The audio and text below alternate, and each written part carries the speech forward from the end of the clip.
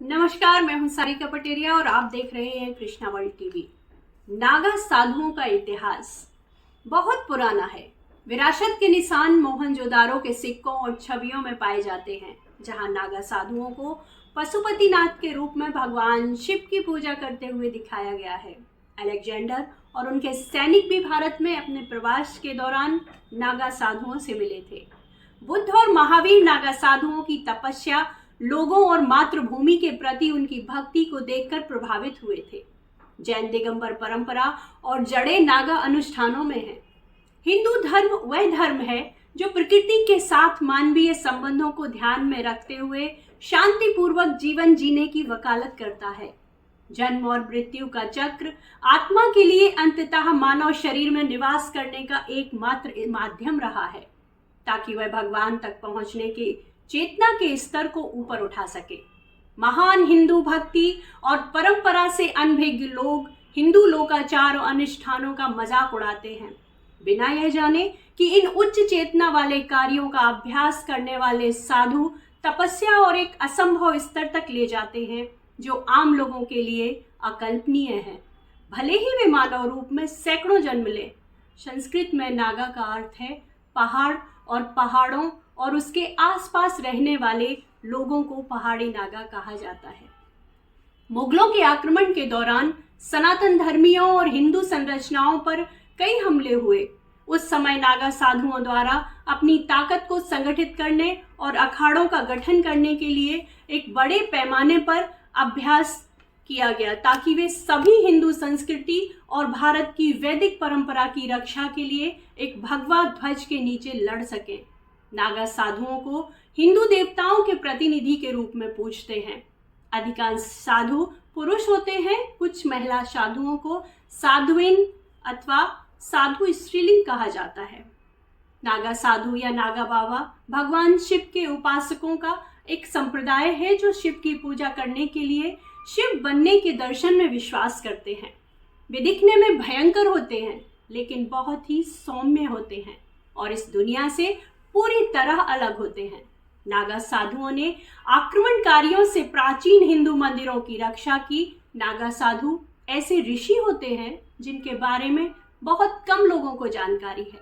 वे कैसे नागा साधु बनते हैं, नागा का पद पाने के लिए वे क्या क्या करते हैं, क्या उन्हें अद्वितीय बनाता है, कैसे वे वास्तव में दुनिया को प्रकृति के साथ तालमेल बैठाने के लिए एक प्रेरक शक्ति बन जाते हैं। केवल कुछ ही भाग्यशाली लोग नागा साधु बनते हैं। सबको मजबूत प्रतिबद्धता ही नागा बनाती है।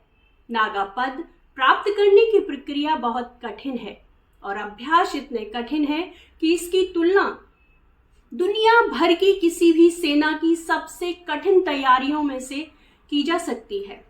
प्राचीन काल में नागा साधुओं को वैदिक विरोधी आक्रमणकारियों से क्रूरता से लड़ना सिखाया जाता था।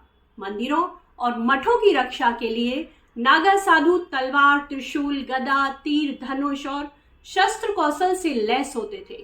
नागा साधुओं ने आक्रमणकारियों और मुगलों से शिव मंदिरों की सफलतापूर्वक रक्षा की। औरंगजेब की विशेष मुस्लिम सेना को, जो हिंदू मंदिरों और संरचनाओं को बदनाम करने के लिए स्थापित की गई थी, सैकड़ों बार पराजित किया। नागा साधु बनने के नियम और अनुष्ठान इस प्रकार हैं। सबसे पहले तो दृढ़ ब्रह्मचर्य और तपस्या इन्हें सिखाई जाती है। भगवान, लोगों और देश की सेवा, परिवार और समाज के लिए खुद को मृत मानकर अंतिम संस्कार करना, वस्त्र त्यागना, बाल और रुद्राक्ष धारण करना, दिन में एक बार भोजन करना, धरती माता पर सोना, गुरु मंत्र दीक्षा प्राप्त करने के बाद गुरु नागा को एक मंत्र देते हैं। उसका पूरा जीवन इस गुरु मंत्र के इर्द गिर्द घूमता है। उसे गुरु पर पूरा भरोसा करना चाहिए और उसके द्वारा दिए गए मंत्र के साथ तपस्या करनी चाहिए। दुनिया भर में सेना का प्रशिक्षण नागा साधुओं के प्रशिक्षण और योग प्रक्रिया से प्रेरित है, लेकिन फिर भी इसकी तुलना उन असहनीय परिस्थितियों से नहीं की जा सकती जिनसे एक नागा साधु गुजरते हैं। यह 2 या 3 साल की प्रक्रिया नहीं है, बल्कि नागा साधु बनने में कम से कम 1 दशक और कुछ मामलों में तो 20 से 30 साल का समय लगता है। आइए देखें कि नागा साधु का पद प्राप्त करने से पहले किन गहन प्रक्रियाओं से गुजरना पड़ता है।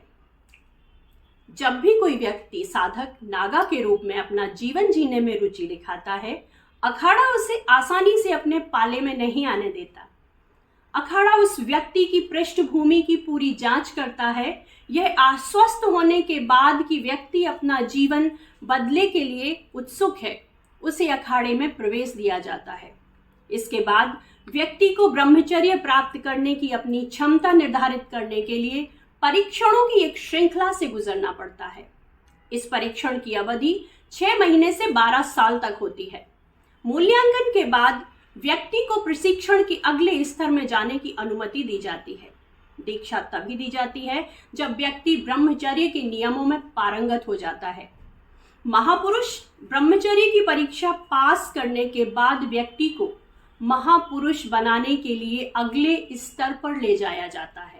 इस स्तर पर साधक के 5 गुरु होते हैं।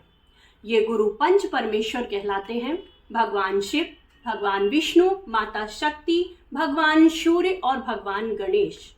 साधक को राख, केसर, रुद्राक्ष और अन्य आध्यात्मिक चीजें दी जाती हैं जो उसकी पोशाक का हिस्सा होती हैं।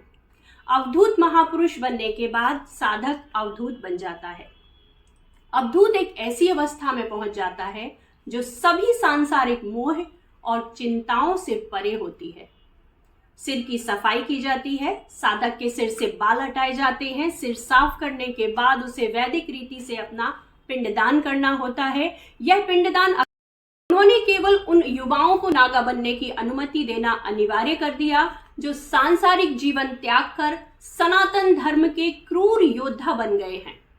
प्राचीन नागा परंपराओं, प्रथाओं का पालन करते हुए योगी को नागा बनाने की प्रक्रिया को कठोर बनाया गया, जिसमें कठिन व्यायाम, शस्त्र कौशल विकसित करना, मन को नियंत्रित करना और तनाव मुक्त जीवन जीना शामिल था। अखाड़े शक्तियों के केंद्र बन गए, जिन्होंने बाद में महामंडित आतंकवादियों को भी भयभीत कर दिया। श्री आदि शंकराचार्य ने अखाड़ों को स्पष्ट रूप से निर्देश दिया कि वे हिंदू मंदिरों, भक्तों पर हमला करने वालों पर कभी दया ना करें। उनका एकमात्र उद्देश्य वैदिक संस्कृति के मूल्यों को बदनाम करना और नष्ट करना है। बाद में कई हिंदू राजाओं ने युद्ध के मैदानों में मलच्छों से लड़ते हुए इन अखाड़ों की मदद ली। ऐसी कई घटनाएं हैं जब अखाड़ों ने हिंदू राजाओं के लिए सफलतापूर्वक युद्ध जीते। ASI भारतीय पुरातत्व सर्वेक्षण के अभिलेखागार में ऐसी कई ऐतिहासिक लड़ाइयों का उल्लेख है। कुछ लड़ाइयों में 40,000 से अधिक नागा साधुओं ने सनातन धर्म और भारत की संस्कृति की रक्षा के लिए भाग लिया। एक महाकाव्य घटना का भी उल्लेख है जब अहमद शाह अब्दाली ने गोकुल पर हमला किया और नागा साधुओं ने बहादुरी से इन मलक्षों का वध करके गोकुल की रक्षा की। महाकुंभ पृथ्वी पर सबसे बड़ा मानव समागम है जो हर 144 साल में एक बार होता है, जिसमें 50 मिलियन से अधिक हिंदू तीर्थयात्री भारतवर्ष, उत्तर प्रदेश राज्य के इलाहाबाद में पवित्र गंगा यमुना नदी के संगम पर स्नान और प्रार्थना करने आते हैं। कुंभ मेले का पवित्र स्नान नागा साधुओं के साथ शुरू होता है। भगवान शिव को युद्ध के नारे लगाते हुए भगवान वस्त्र पहने पवित्र पुरुष और अन्य नग्न और राख से सने साधु गंगा में स्वाभाविक रूप से नग्न या लंगोटी पहने हुए दिखाई देते हैं। अपने शरीर पर राख मलते हैं और हर समय वे समाधि में रहते हैं। कुंभ मेले में लाखों हिंदू भक्तों के आने की उम्मीद है, जिसे दुनिया का सबसे बड़ा धार्मिक समागम माना जाता है। भक्तों का मानना है कि विशाल नदियों में प्रवेश करने से उनके पाप धुल जाते हैं और वे पुनर्जन्म के चक्र से मुक्त हो जाते हैं। माँ गंगा को एक देवता के रूप में पूजा जाता है और उन्हें जीवन देने वाली और लेने वाली के रूप में देखा जाता है। अधिकांश भक्त अपने सिर को पानी के नीचे डुबोते हैं, कुछ इसे पीते हैं और अन्य इसे बोतलों में भर के उपहार के रूप में घर लेकर जाते हैं। कृष्णा वर्ल्ड टीवी के ये एपिसोड आपको अगर पसंद आ रहे हैं तो कृपया लाइक, शेयर एंड सब्सक्राइब करें और अपने कमेंट देकर फीडबैक दें। नमस्कार।